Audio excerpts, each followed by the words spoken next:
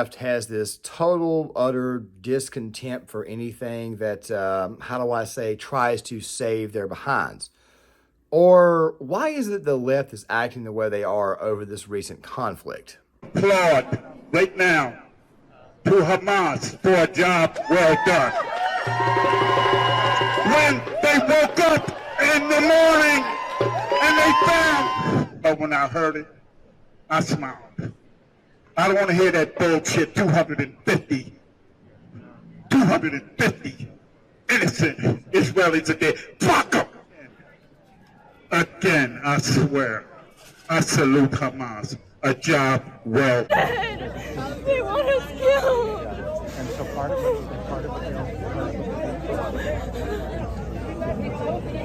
How is it allowed? How are you allowing this? Why are you putting us down? They want us dead. death has become an industry. The elderly excel at this, and so do the children. This is why we have formed human shields of the women and the children. Hamas is the ones responsible for the killing of Palestinian children.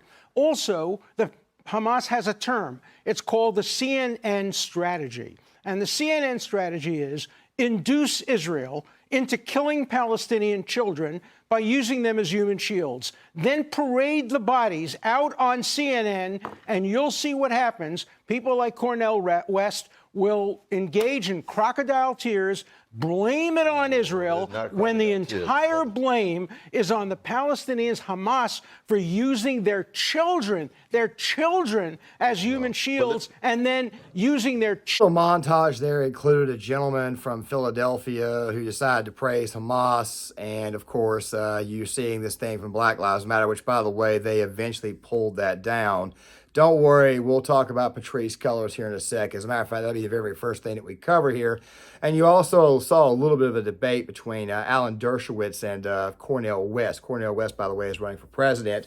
He was running on the Green Party ticket, but now he's just simply running as an independent. Many people believe, of course, that he's probably going to peel some more votes away from the current administration, but we'll probably talk about that at a later date. But we need to have a conversation about this, because the way the left has been acting over this entire ordeal, basically taking the side of Hamas, and of course they say Palestine, but what they don't seem to realize is that Hamas is using their civilians as human shields. And of course, we do have some people on my side of the aisle, on the right, who quite frankly don't know what they're talking about either. Don't worry, we will be discussing that here in this video as well.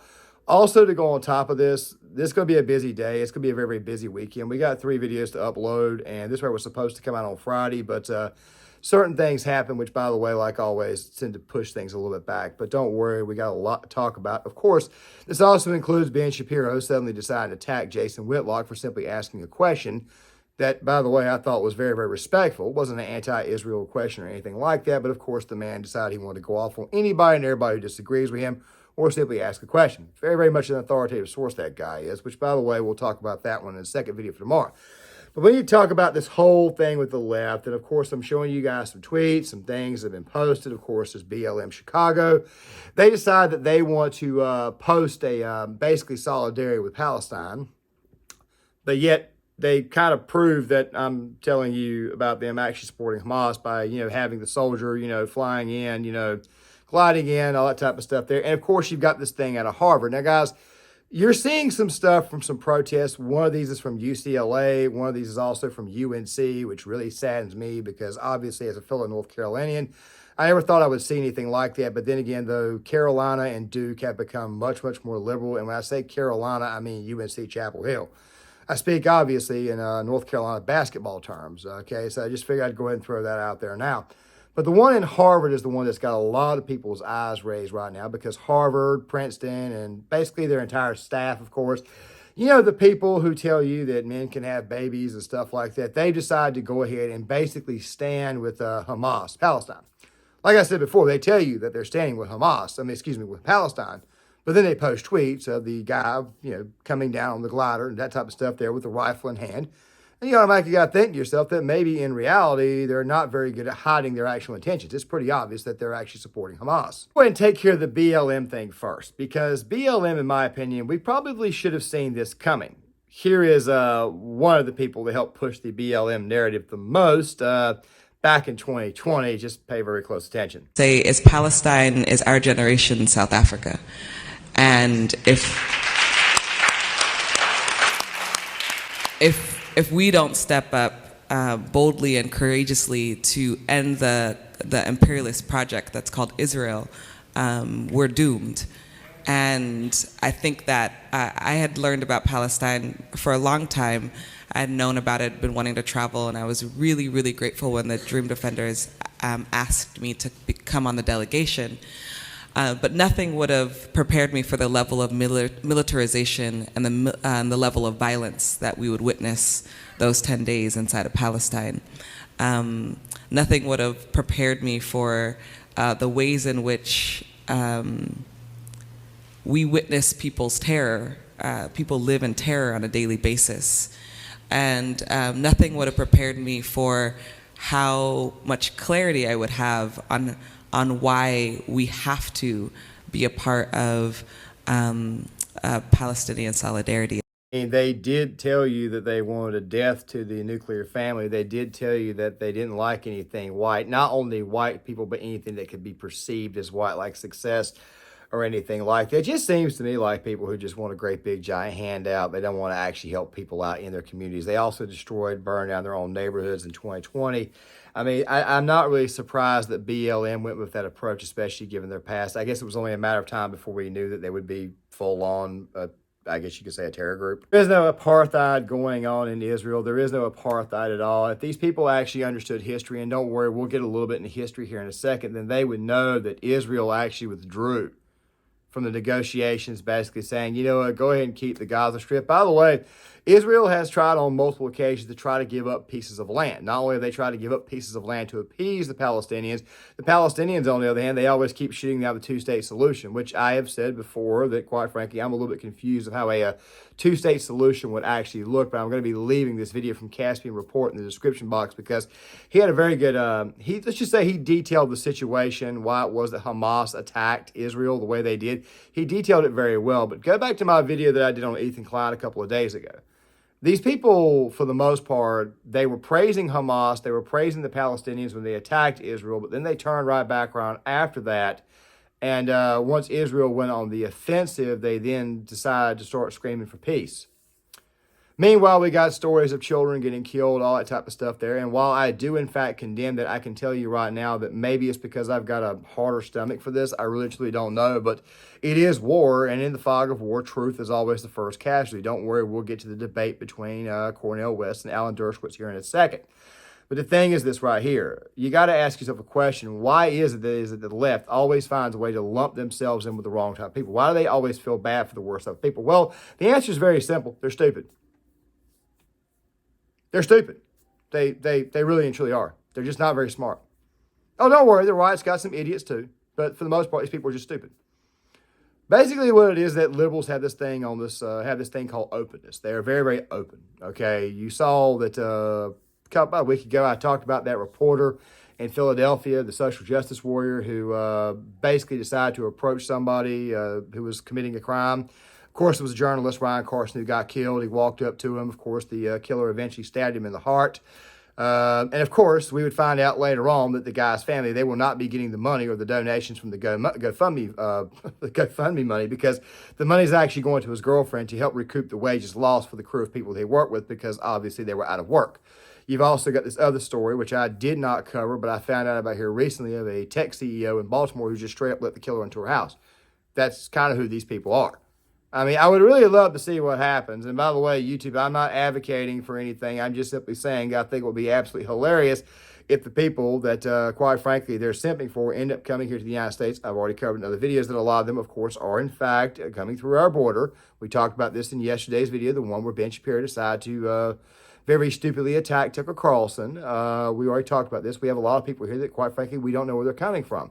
And many of them, of course, are already on the terror watch list. So I'd be very interested to see what happens when these people who end up over here end up in these very, very liberal cities, these very, very blue areas where they have all these people who are protesting on their behalf, especially those who hold up the signs to say queers for Palestine. I would really like to see how it is that these people actually respond to the new arrivals. I want to go ahead and get to the meat of this entire thing. You see, right now the left is wanting to use the whole historical aspect. And I think that history is obviously very important. However, when it comes to conflicts, I don't think history is as important as these people think. So I'm going to play something for you guys. The other day, Tim Pool, and I brought the same exact set of clips up the other day from the little beef that was going on with Andrew Tate. And Al Jazeera Plus basically made a video on this. And the reason why I'm not just playing the video and just responding to it is because I still need to brush up on the history itself. However, there's a point here that many people are just straight up forgetting about. They haven't really truly thought about. I'm going to go ahead and play this. It's relatively lengthy, but I'm going to come back on the other end and respond because a lot of things, quite frankly, are pretty self-explanatory in this entire situation that people on the left obviously just don't get. Both called it an open-air prison, and there are a lot of questions about that. Life is not easy in Gaza. But when people storm out and start murdering civilians, I kind of wonder, right? Imagine what it would have been like if Hamas soldiers, troops, and terrorists, whatever you want to call them, broke the fence down, bulldozed it, paraglided in, went to the civilians and said, please evacuate, rounded up the civilians, got them into their vehicles and sent them on their way, and then secured the areas they deemed to be their ancestral homeland. We'd be having a very different conversation. We would. Instead, they started murdering civilians and burning down houses and just said that these are evil colonizers. So you kind of lose your arguments about the moral high ground when your actual view is you will murder anyone who is in this territory. The argument from the pro-Israel side is these leftists in New York and in Gaza are chanting from the river to the sea, which basically means the entirety of Israel will be, they want to wipe it out. They want to complete control over it, no compromise, period. When they kill civilians in the process, I don't believe there is a peaceful solution when one side says they will just murder all of you, no matter who you are, even if you're a tourist. It is rumored that Americans are under the hostages as well. Let me play more. In 2010, the UN called Gaza a large open-air prison, and it's not hard to see why. There are only 5 crossing points on the Israeli fence, and 3 of those have been closed for years. Of the 2 that remain, only 1 of those is for people. So hold on a minute. Where's Rafah, the Egyptian crossing? They don't. This is interesting. Al Jazeera Plus doesn't even mention the Egyptian crossing, the Rafah border. Weird. Of the 2 that remain, only 1 of those is for people. In September 2018, Israel allowed less than 6,000 people to exit through the Erez crossing. Israel even limits what goes into Gaza through the fence.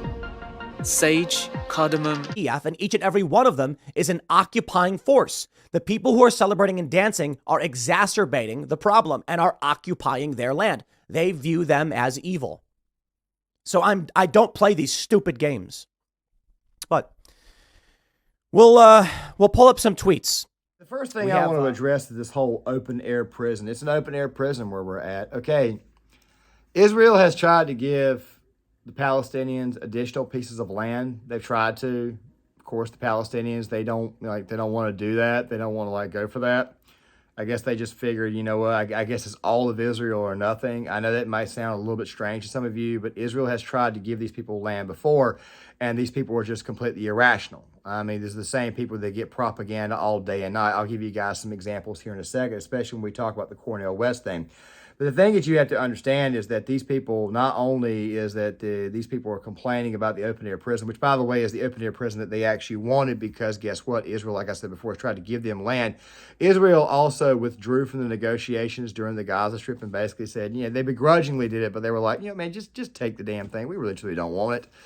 What else do you people want? It's kind of like that scene in the movie Patton where he had the conversation with Beadle Smith and he says, look, we've given them Prague, we've given them Berlin. What are we going to do? Let them dictate policy too? That's kind of the situation here. Israel has actually been very, very cooperative in giving Gaza or giving the Palestinians wherever they want it. And, of course, the Palestinians continue to bitch, complain, bellyache, and then, of course, they decide to attack a concert with over 300 people there, take a bunch of people hostage, and kill a bunch of people. Casualty counts right around 1,300, 1,400 right now. It may even be higher as I speak. Okay, so I mean, there's still not a reason to do this. Also, something else too. What bearing does 1948 have on the situation when you decide to throw the first rock? I'm just asking a simple question. It doesn't seem to me like there's any. This doesn't seem to me like these are the most rational bunch of people. It's not just the left. I mean, I'll be going after my side of the aisle because there's a lot of people out there with a lot of very, very bad takes that, quite frankly, I did not suspect I would ever hear from them. But that right there will be coming up in video number 2, where I talk about the Shapiro situation and I talk about the Whitlock situation, because this one right here I think is probably the stupidest of all the attacks that Ben Shapiro has leveled at his own side. Don't worry, we'll get to that here soon. But then you get this situation, Harvard. You get this situation where the educational institutions are openly siding with Hamas. They say Palestinians, they say Palestine, they say Gaza. But let's be honest, you guys see the emblems that they put out there. You got the man coming down, you got the soldier paratrooping in with his rifle and everything. Seems to me like it's actually Hamas is actually the one that they're going for. So when I hear people calling out Israel for killing out kids, I got to look at the people who are simping for Hamas and saying, you guys killed a bunch of kids first. It seems to me like neither one of you guys are actually correct, but I got to give Israel the advantage here, and I got to give them my favor here, because they were the ones who were obviously attacked, and Israel is just simply responding. I guess they have finally said, screw this. We can't deal with this nightmare out of these people anymore. Just go ahead and go in there and kick them out. By the way, Israel has in fact told these Palestinians, they've told them, if you can go to the border areas, you can go to this spot, you can go to that spot there to get food or whatnot, but obviously people in Gaza did not want to listen. Brings me to this debate between Cornel West and Alan Dershowitz. I'm going to play this first part for you. We're going to come back on the other end, and we're going to talk about some of the propaganda, some of the things that the people in these areas, of course, are subjected to listen to every day that's actually force-fed through them. By the way, this type of stuff is not being fed to Israelis. It's being fed to Palestinians. Let's go ahead and roll this. Indignation when Palestinians are killed. Not when they're killed. Not when they're killed by Palestinians. You can't make a moral comparison. When Nazi kids were killed in the bombings of Dresden, I didn't have the same comparison when Jewish kids were put in gas chambers and crematoriums. You're a professor of theology. Don't you understand the moral difference between deliberately murdering a kid and having collateral damage because there are human shields? You're running for president of the United States. What would you do? Let me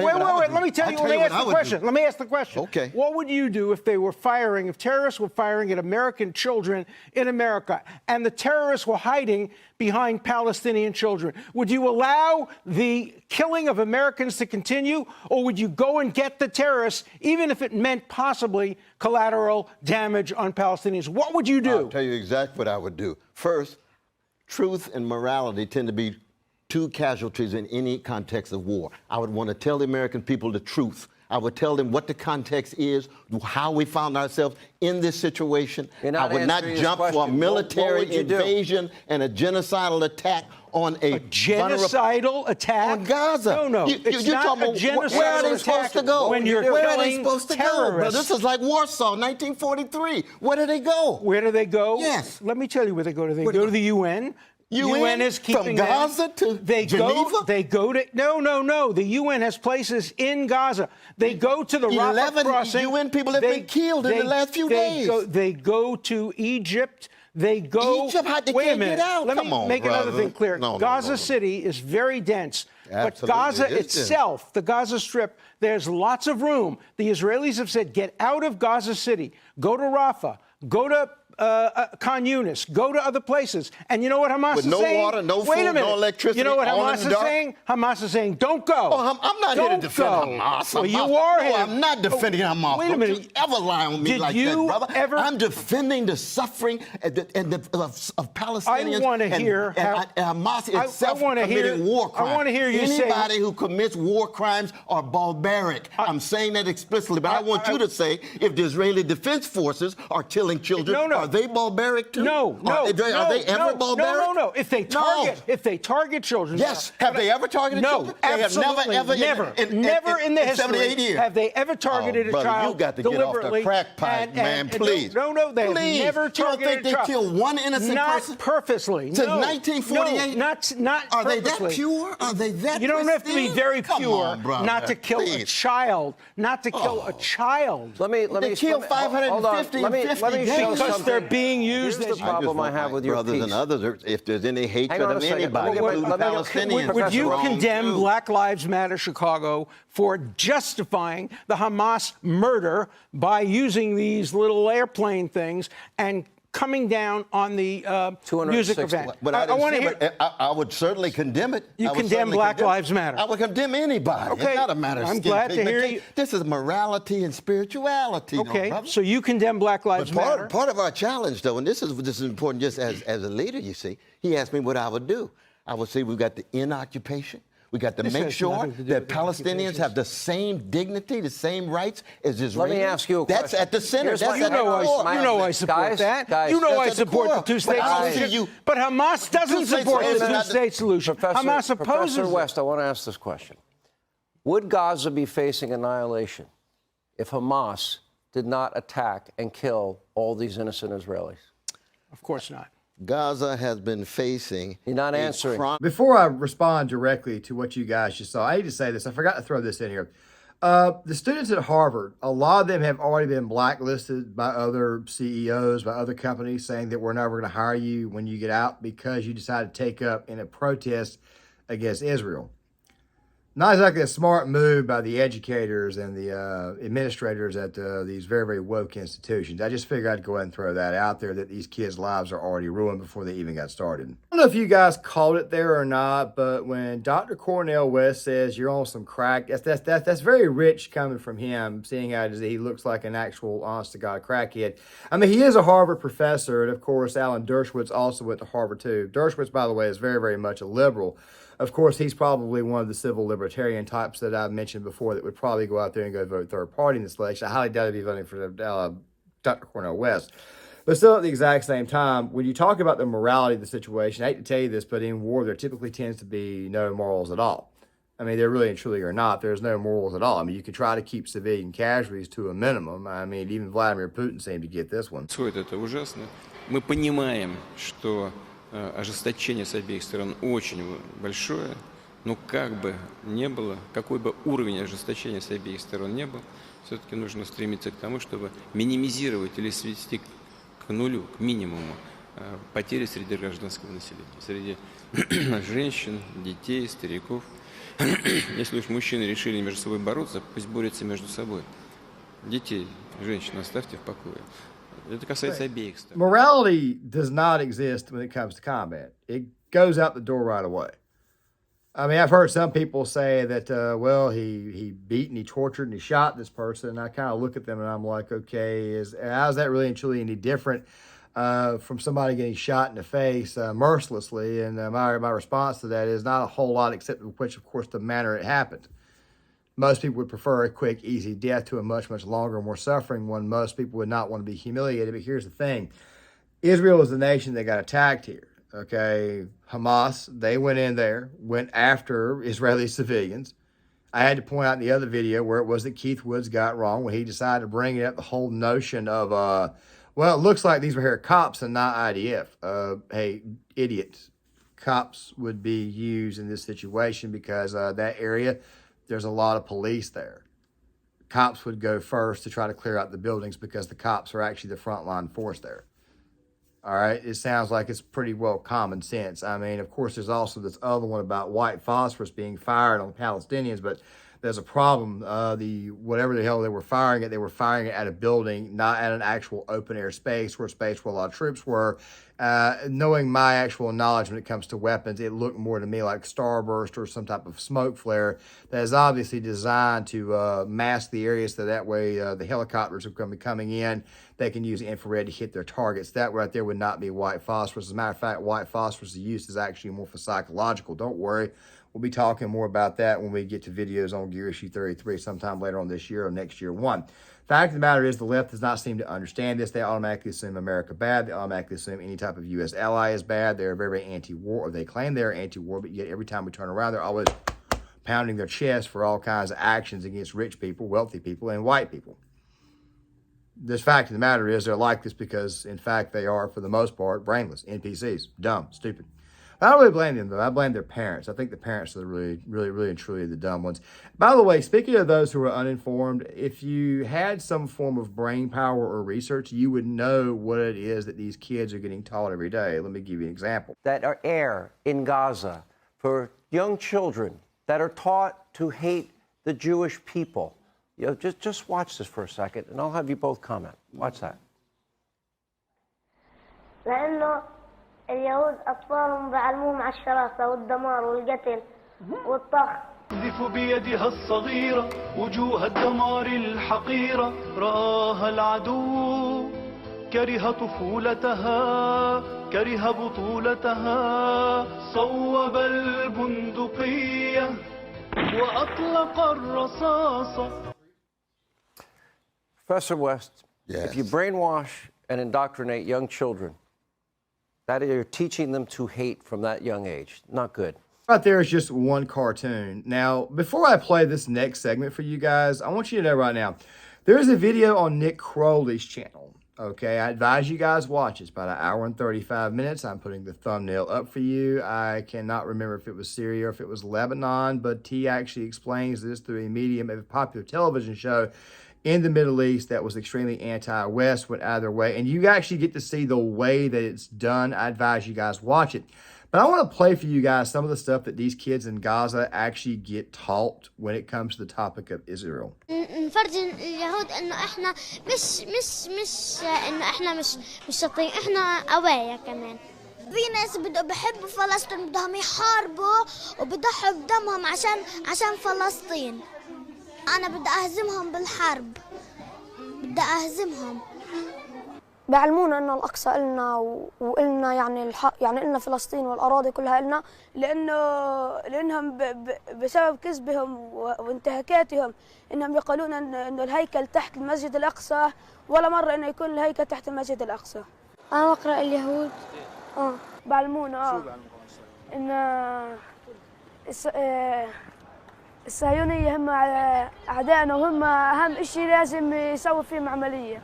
يعني انهم بيعلمونا بالمدرسه انهم ارهابيين بيحكوا لنا عن اليهود انهم هدول مش مناح وهدول بقتلوا. Trained at an extremely young age to hate their neighbor.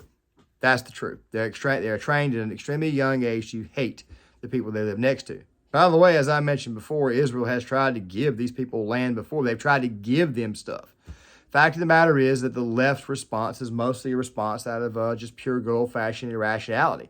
Now, I saw this report the other day, and it kind of I wouldn't say it debunks, but in a way it kind of confirms what I said before. Apparently, Hamas has been planning this attack for 2 years. You're probably thinking, well, wait a minute. You said you thought this right here was a little bit more spontaneous. Bear with me really quick as I explain this. After we left Afghanistan the way we did, Hamas, Hezbollah, pretty much everybody in the Middle East, and probably Israel to a certain degree, probably had the alarm bells up.